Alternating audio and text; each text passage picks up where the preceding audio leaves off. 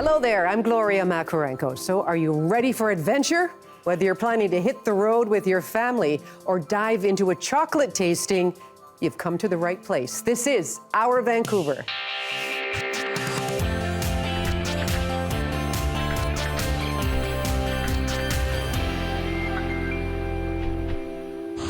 Coming up, how to appreciate fine chocolate with the sophistication of a sommelier. And why a professional civil engineer decided to start farming Asian vegetables in Surrey. But first, time for some family bonding through travel.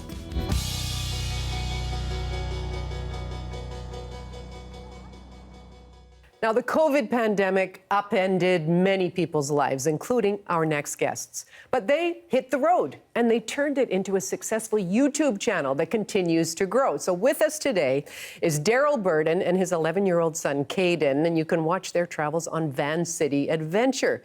Welcome to you both. Great to have you here. Thank you for having us. Okay, so how did this whole idea come about, Daryl? You know, the pandemic hit, things shut down. I had a construction job that we were doing, and I went from, working 16-hour days or more to working 2-hour weeks. And I'm the type of person that likes to go, go, go, go. And I needed something to keep me calm and keep my mind at rest. So I grew up camping and with my parents off-roading, and so I packed Cayden up and we hit the back roads, and he loved it. Cayden, tell me about that experience, especially the first few trips. What was it like for you? It was, well, our first trip, I did not like the first trip. Well, I liked it in the beginning. Where did you go? We went to Harrison. Mm-hmm. Well, the first video, I think. Was it the first video? That was the first one we actually recorded, yes. The first one we actually recorded. We were going down to, Harrison. We wanted to camp for a few days. We didn't have anything decked out, or it was just a normal Dodge Ram. So we went down this area because we thought, no one's down there. And then, so we went down. It was bumpy a bit. Then my dad just thought it was this tiny little puddle. He went into it. It went above the hood. Oh. He backed out quickly. He got home. We cleaned the truck out. Welcome to adventure. And then, Yeah, but that's not a bad way to start. It can only get better from here. I guess Exactly. you could have that attitude. Yeah. What about playing the videos and the kind of reaction that you get from sharing your stories online? The thing that I love the most is when I get emails or text messages from people saying, oh, we saw the ghost town, or we saw the train wreck, or we saw these beautiful waterfalls. Where is that? And I think that's the joy that I get from sharing these, that we live in this beautiful province that we don't even know. And getting to share that with people is it's amazing. Right. Yeah. Now tell us about the other person, or not person, the four-legged star. Our dog? Yes, your dog. she's a pug. She has anxiety a lot. We we get the truck. I get her harness, bring it back inside. She runs around the whole basement. Yeah. And then I have to put it on. She scratches my legs. Because she's anxious to go. She Yes. wants to, let's hit the road. Yeah. And then, so basically you just hook her up, get all the stuff that we need. Well, first we find the destination that we want to go. And she always gets, she always has anxiety when, we go somewhere. When we're just driving there, she just gets all hyped up. Yes, it's that little yelp that's... Oh, yeah, but see, this whole little family unit, and I know your wife is working, and she can join you at some times, but what kind of enjoyment do you get over sharing an experience like this with your son? We're living in a society now that it's all about, phones and iPads and computers and games. And you know what, this has taken Cayden away from a lot of that, in a way, because now he's starting to film. But it's got him out into nature where he can, see the beauty that we live in. And, you're getting exercise, you're seeing beautiful places. It's amazing. It really is. Right. And I think he's grown a lot from it. I really do. Right. And where do you see this going in the future? Where do you hope to take it? Can I tell? I want to tell. Not yet. That's future plans. I want to tell. Yes, you've got your ideas. I mean, right now we're traveling. We're going to be down in the States in the next year. One of the most common things that we do get asked, where Cayden was going with that, was, can you take us there? These adventures are about my son, our dog, sometimes my wife and myself, and taking people there is, kind of maybe an idea that we go down later on down the road, where maybe we start an adventure company or something like that, where we can take tours. Right. But right now, it's just, it's our travels. And I look at it as kind of something that's, it's a record of what we've been doing. And one of the most memorable things for me on that was, when I grew up, I remember driving past the school all the time, my dad telling me that he went to school there. And it was, it was all graffitied and boarded up. And they actually took it, moved it, and renovated it. So I was able to get my dad in there and see him walk down memory lane when he was in grade 1. Right. And since he's passed, it's something that I have, that memory of him. Right. Well, you're creating amazing memories. You're showing off the country to people who have never been here. And we wish you well as the adventure continues. Thank you for coming in. Thank you so much. I'm Nick, and this is our Vancouver. Now, so many of you take amazing photographs in our beautiful province. And each week, we like to feature a few of the ones we receive. First, Carrie Dirksen snapped this pair of eagles along Trepanier Creek near Okanagan Lake. Wow, what a great shot. Thank you. And Norm Stack caught this coyote hunting voles in Richmond. Good catch. And finally, imagine seeing this outside on your patio. Jody Simmons in White Rock did. Thank you so much for sharing the photograph, Jody. In the meantime, send us more. It's easy. Just email your favorites to bcphotos@cbc.ca. bcphotos@cbc.ca. Now, when a fire damaged the Ovaltine Cafe on the downtown east side, a lot of people were afraid the diner would never reopen. But the owners were determined, and support from customers poured in. So Leanne Young headed down to see a community that is just overjoyed about its return. Hey, welcome back. Nice to see you, Yeah. Hey, hey. You good? Merry Christmas. Like a hug. Okay.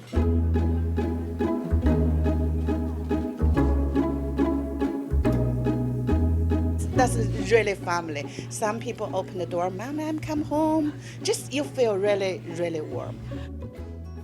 It's nice to be able to contribute to a local run establishment, right? It was really, really sad when the fire took hold, because we had been going through a bunch of arsons, and not only did it harm tenants, it harmed businesses. And I think it was just a couple of weeks ago to come out and see the sign and see Grace back. It's heartwarming. I've been down here since I was 14. I'm 59 now. Me and my ex, we used to come here every morning for breakfast. Every morning. It's a cheap place in the neighborhood that's experiencing so much gentrification. There's so few places like this that are left, and it's also a social space. It feels like a space where people gather. It's one of the last remaining accessible spaces in the neighborhood where things are cheap, things are good. You know the people around you, you know who's cooking your food, and yeah, I think everyone is really happy to see it back. I love this street. So I just want to show people downtown east side, the people nice, warm. They love to help people. So you can see I don't have a gate. They use the board, help me to cover it. No one broke in the window. They help me watching. They always say, Grace, you need help? I give you a hand. We cannot raise the price. If I go up, for sure we can make money. But right now we're thinking people help us, we want to give to back. So we help each other. Ovaltine is not for me, for here, for the whole community. Coming up, one of BC's most adorable animals, the American pica, is believed to be particularly threatened by climate change.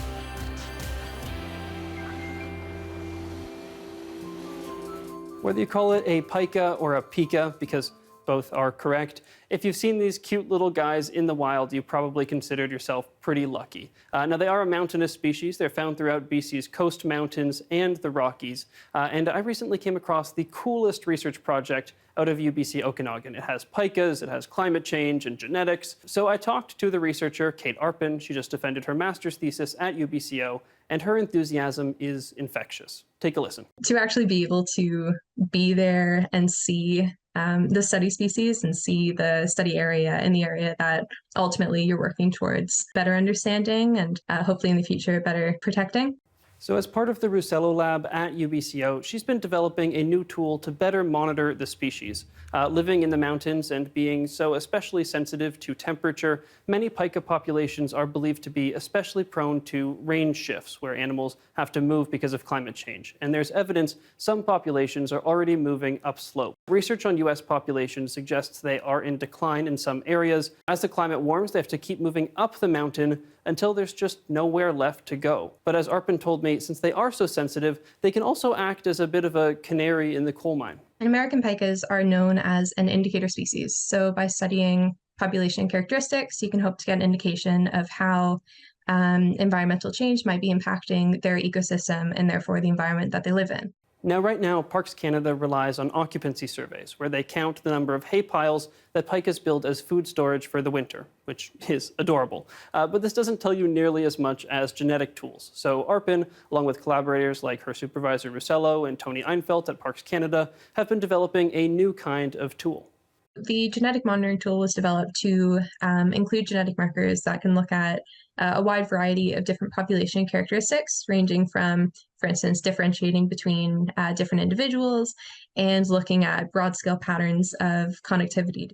And in this case, the researchers found that the tool was extremely accurate using tissue samples, although they said there's more work to be done for non-invasive samples, which is scientist speak for poop, since the error rate there was still fairly high. When the tool is refined from just a little poop pellet, you can learn so much about the individual pica, including potentially even how populations are evolving over time, altogether giving us a much more complete understanding of how these adorable little guys are doing, as well as their ecosystem as a whole.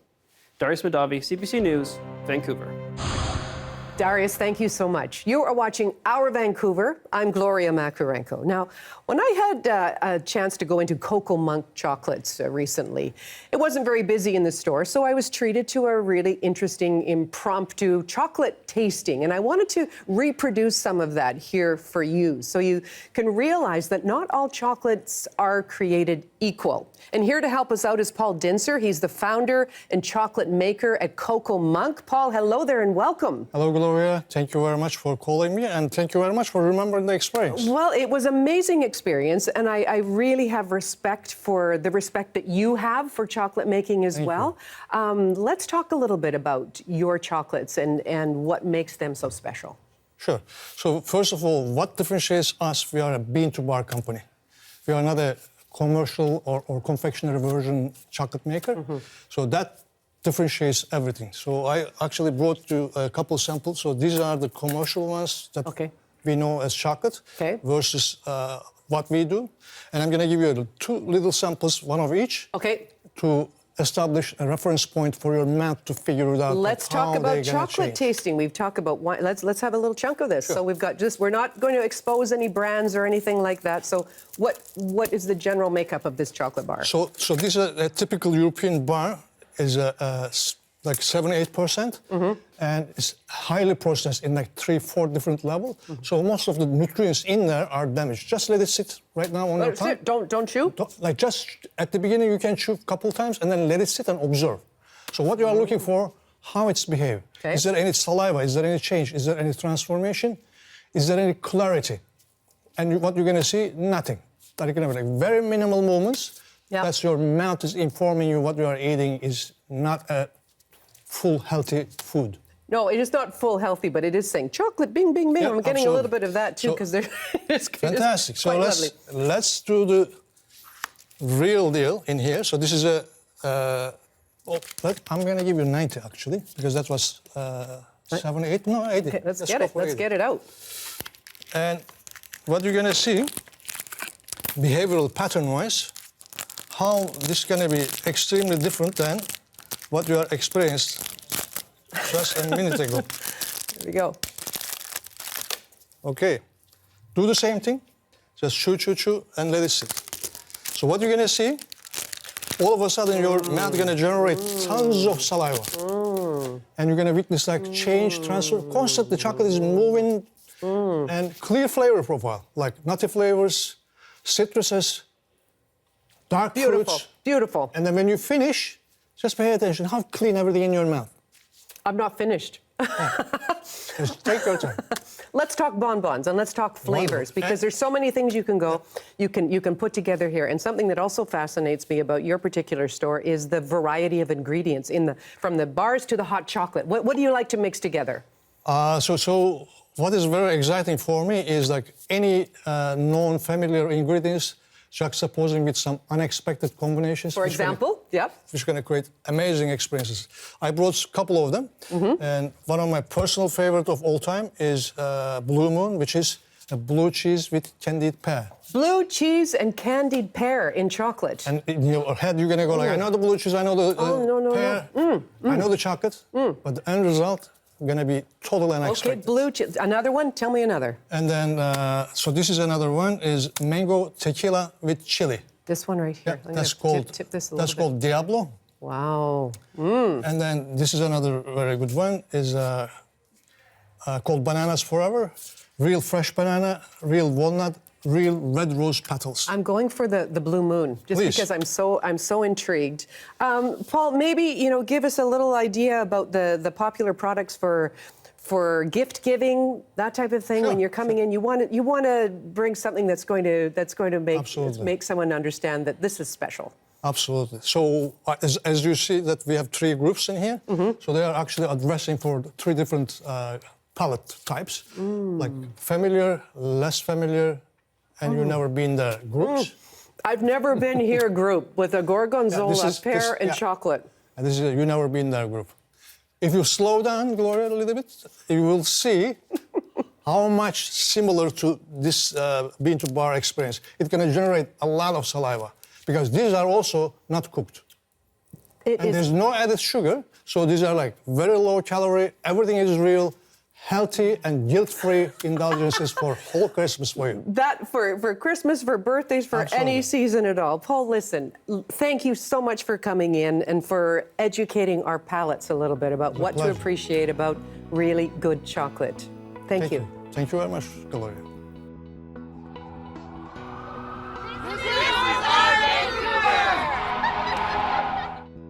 Some East Vancouver residents noticed their little outdoor light bulbs going missing.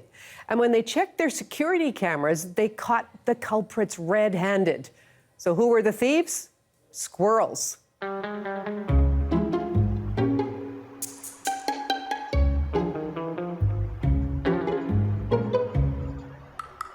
Came home one day and looked in our cameras, and I said to my husband, I think our light bulb's missing. He's like, no, it's not. And I said, yeah, I remember one. So we looked through the feed and noticed the squirrel popping in and just chewing off the light bulb.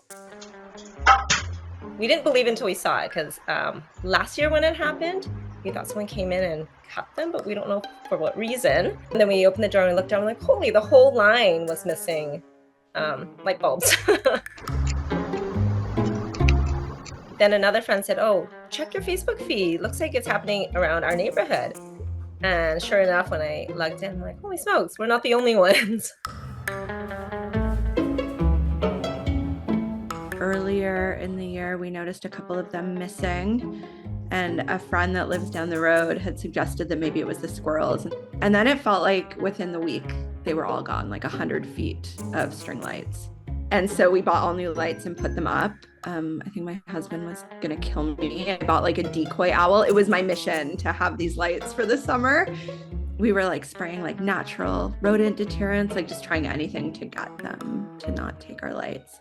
And then it was fine for a couple of weeks, and then we went away for 4 days, and we came back and they were pretty much all gone. We're hanging a lot of lights and things outside of structures, so there's just more visibility for these things to chew. Usually when it happens, it's a lot more discreet. It's inside an attic or wiring that might be there. I mean, you will hear of car ignition wires and things of that nature getting chewed as well. And, you know, for the sake of recycling, we'll cover those things in soy-based products as well, which doesn't help, you know, and so basically they'll find those at a good purchase and then they'll chew those.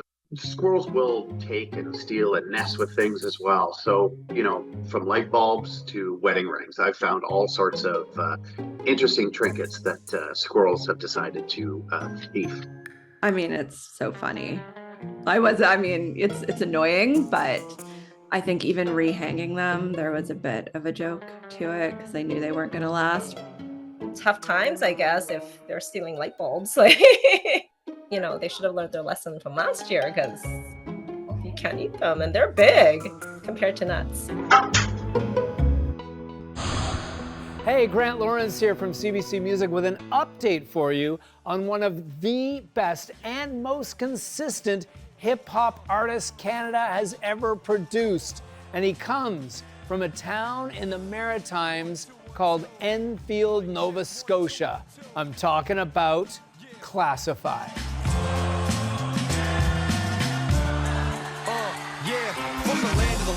Trans-Canada cross, patriotic and I honor with my hand on my heart. From the greatest of lakes to the greenest of greens to the rockiest mountains and everything in between. That's Classified with his very patriotic and very successful single, Oh Canada. The release of that song was perfectly timed for the national fervor around the Winter Olympics in 2010, and hence that song has gone platinum and received a Juno nomination for Single of the Year. It's just one example of the business savvy and amazing talent and timing that Classified has shown again and again throughout his career. And it's just one song in a string of hits over near 30 years in the business.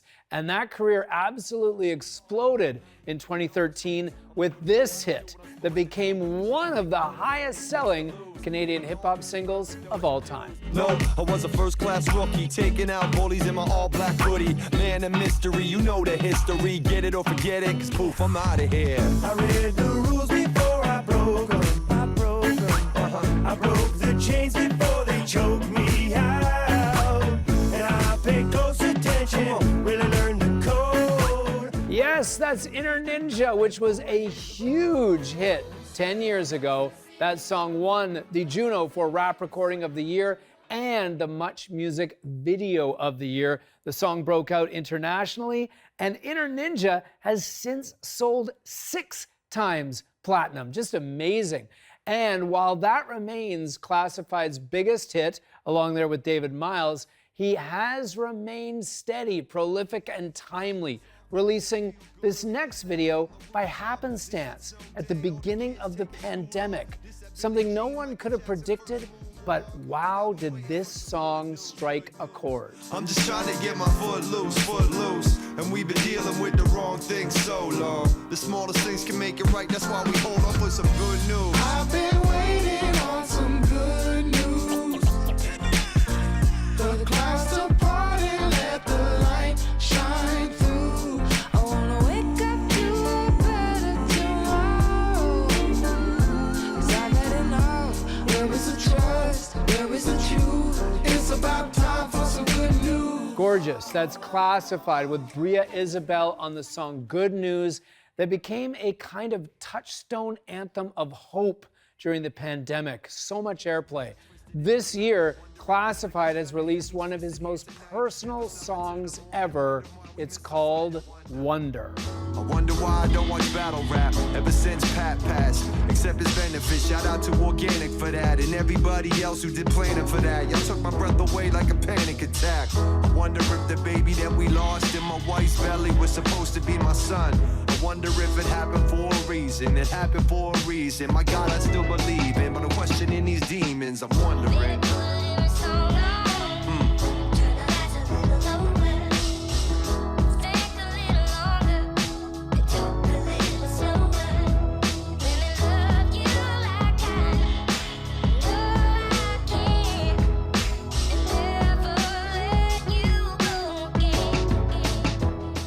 Beautiful new song there from Classified, who told me that a lot of the lyrics from that song came from very early morning thoughts at like 4 a.m., lying awake in bed. Classified has been a boy caught in the industry for 30 years. He just gets better and better with age. Wonder by Classified is currently climbing the CBC Music Top 20, and it's the song that you need to add to your feel-good playlist for this week. I'm Grant Lawrence from CBC Music. I'll check in with you again soon. Coming up, why growing Asian vegetables here is so important for so many people.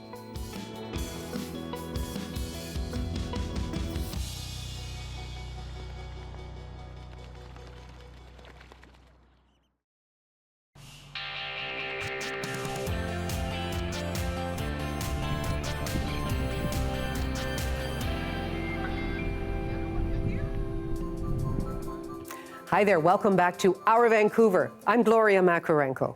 Now, Yuko Suda is a professional civil engineer who started farming when she became a parent. And her focus on Asian vegetables has earned her the support of a community. The CBC's Creator Network helped produce a documentary about that, and it's called Yuko's Yesi. You only do farming because you're crazy. And you love it.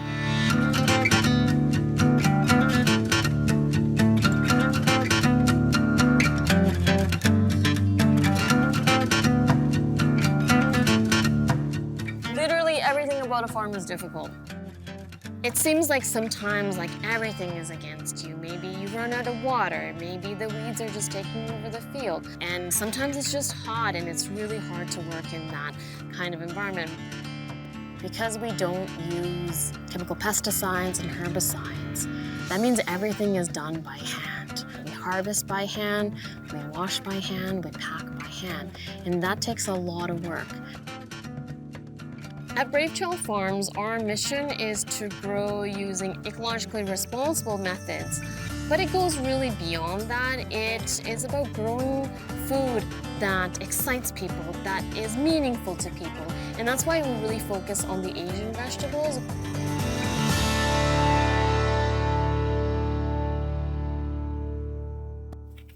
Farming ever a consideration for a career? No. So my mother was an instructor at a university. My father had an MBA. So we don't really have a farming background, but there was some desire, some need to grow vegetables. For my mother, when she came to Canada, she tried to grow a lot of these Japanese vegetables. That was really important to my mother, being able to try to feed us vegetables and dishes that were important to her culturally. To pass on some of that family tradition and family values. One of the difficulties of farming is we will start the farming season in February, and that means planting seeds, starting in the nursery. But we don't get paid till almost June. So for that 4-month period, as the farmer, we have to take on a lot of risk and obviously just not being paid for that time.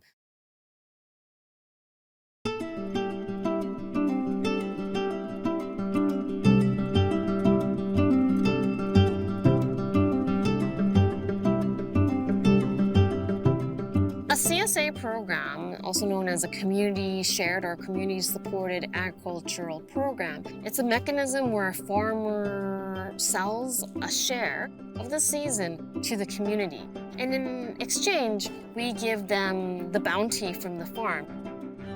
But if we have a hard year, they understand they are sharing in that risk. It is a true partnership to make it work.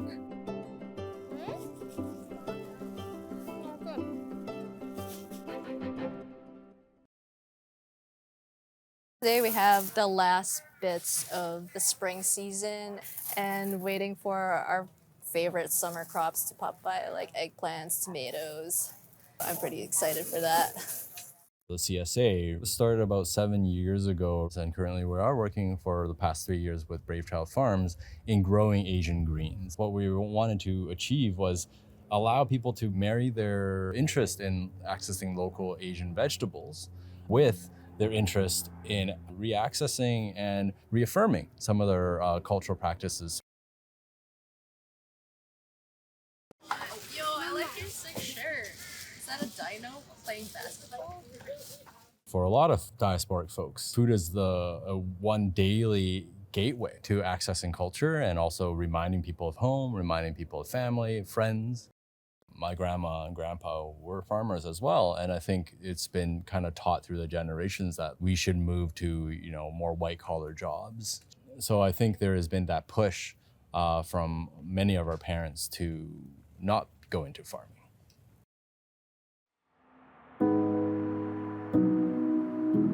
I was really surprised when I told my mom that I wanted to go into farming because she was so supportive. She said that she wanted me to be happy, and she could see why that would make me happy. Because ever since I was a kid, I always loved growing things. I think the saddest thing for me is that she never got to see this farm. She wanted to come to the farm and she wanted to help out at the farm, but she never got a chance to because she passed away. Whenever I took the vegetables to her, she would call me weeks after saying how delicious the eggplant was or how long the cucumbers lasted and all the things she'd do with it.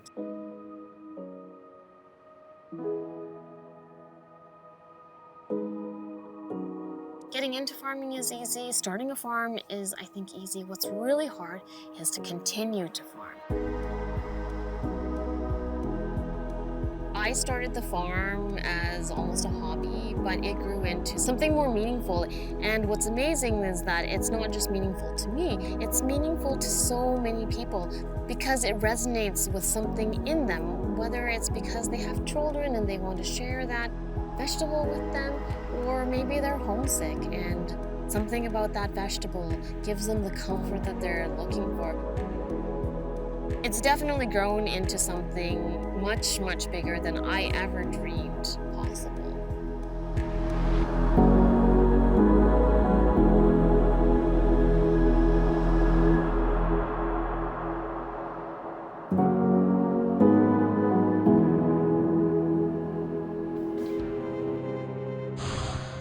Rising costs aren't just affecting people. For those who have pets, everything from the food to the veterinarian costs have really gone up too. Now, we spoke with an organization that helps pet owners with financial challenges. Her heart sounds good with these little tiny dogs. With all the costs that are rising in society in general, the cost of running a veterinary practice has just been going up very rapidly. So what happens is, of course, those costs do get passed on to pet human families because veterinary medicine is typically not a profession that has a high profit margins. So we're going to look at your teeth now, okay? Cause for Hope, we're a BC animal welfare charity. Our programs provide various types of support aimed at keeping loved pets with their families. Michi, come on, let's go. Come on. They pay 80% of my vet bills, and then I pay the remaining 20%. So a vet bill that would have cost me anywhere between $500 to $700, it kind of only ended up costing me, I think, about $100. So we receive on average between 150 to 200 requests for help a month, and we simply do not have the funds to help everyone that needs help. And that the need seems to double year over year. Something that would have cost like maybe $50 to $60 a couple of years ago is now looking like $100 to $125, depending on the vet that you go to. We have publicly funded healthcare in Canada, and we're very fortunate for that.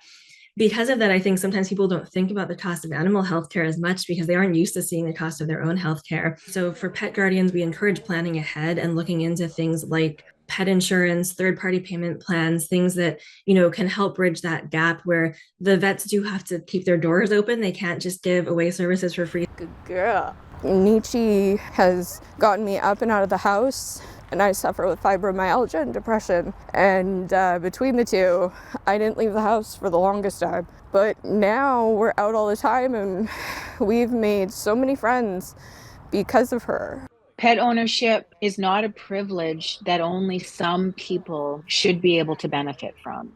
Like, these are family members, and this dog is providing an incredible mental health and physical benefit to this individual that is likely impacting her health, which has a positive impact on our healthcare system. Honestly, if it wasn't for my pets, I probably wouldn't be alive. They give me a reason to live every day. Yeah. Oh my goodness. Oh, good girl. Coming up, a local singer and founding member of the Soweto Gospel Choir helps us remember her close friend and award-winning South African singer, Zahara.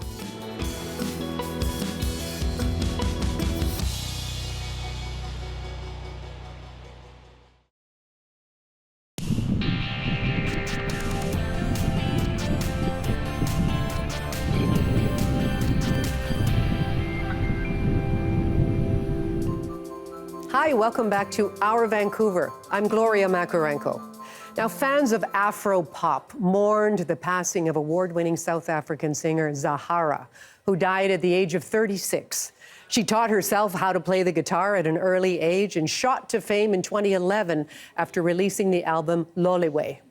Well, Maju Maju, a singer, founding member of the Soweto Gospel Choir and a close friend of Zahara's, joined me in our radio studio on the afternoon show On the Coast.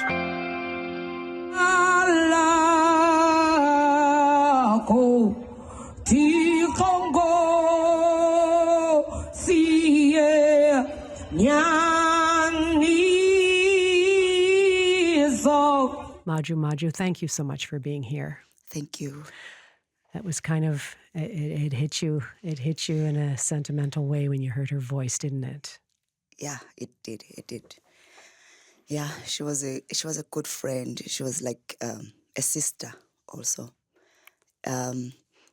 I work with Zahara. I remember when she released her first album, Loliwe. Mm-hmm. I was still with the choir during that time, and we had an opportunity to record a DVD with her. That was the first time of getting close to her. And then when I moved to Canada, and then 2019, she came to perform in one of the festivals. And I was lucky to be able to host her in my house, and she stayed with me for three weeks. And then that's when I get to know her and to understand where she's coming from and everything about her. Oh my, we're very sorry for the loss of your friend, because this goes beyond just a performer to performer relationship or admiration or that type of thing. Who was Zahara as a person? And it's wonderful to hear that you had weeks to get to know her on a more personal level.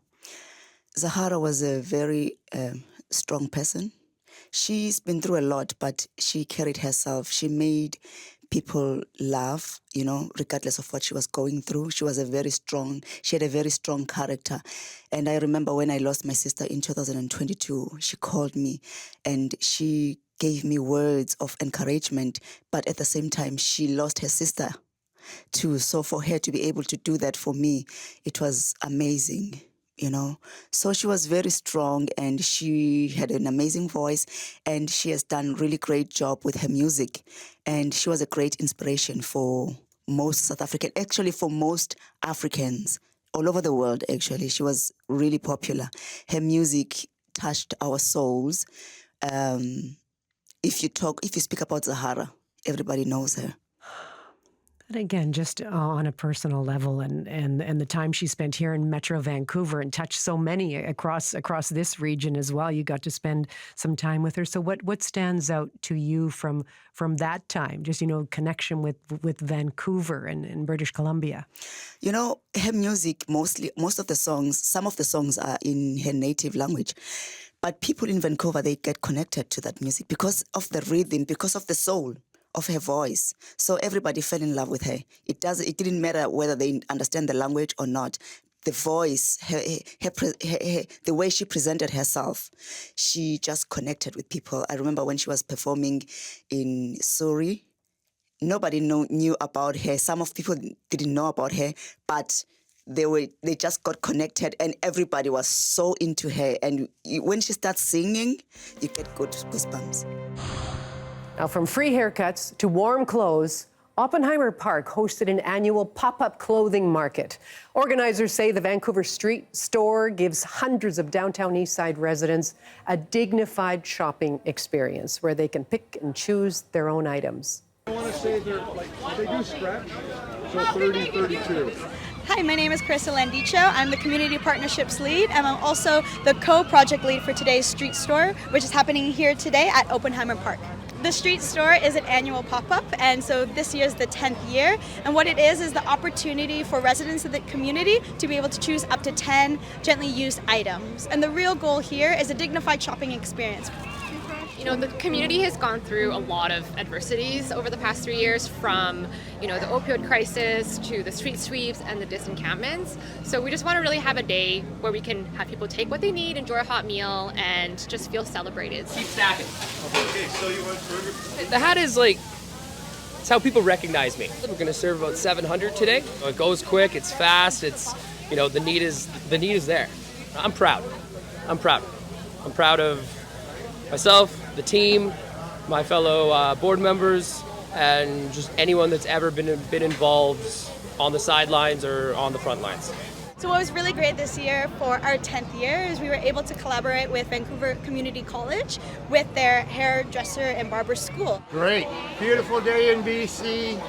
Going for a walk in the park. Next thing I know, I'm getting a haircut. Merry Christmas. Yeah, it's a great day. I've done this a few times, and I love it every year. It's just we can't do everything we need to for the community that needs help, but we can do what we can, and this is something that we can do. So I love coming down here to do this. Oh, I love it. It's not raining. It's nice. This is I've been down in the East End now since 1972. So I really feel that people need stuff like this. I really do. I feel that just to be acknowledged as a recovering addict, alcoholic, I used to be homeless. I feel, just to have someone acknowledge you. We live in one of the richest cities in the world, and just a few blocks away you have people dying every day. People are not getting their essentials met. People are not able to get resources. This is Gabriel. This is my son. His first year at the street store. The reason we sponsor is I've been in the situation. It brings a lot of emotions for me as far as what I've been through myself in this city, and having a family. And I just don't want to see families go through all the suffering and not being able to afford clothing, shelter, food. The cost of living is going up so drastically that it's really heartbreaking. And something must be done. At the end of the program, we like to tip our hats to our talented photojournalists on staff at CBC Vancouver. They bring us images in so many artful ways. It gives more depth to the stories that we cover. Here's a sample of what they saw.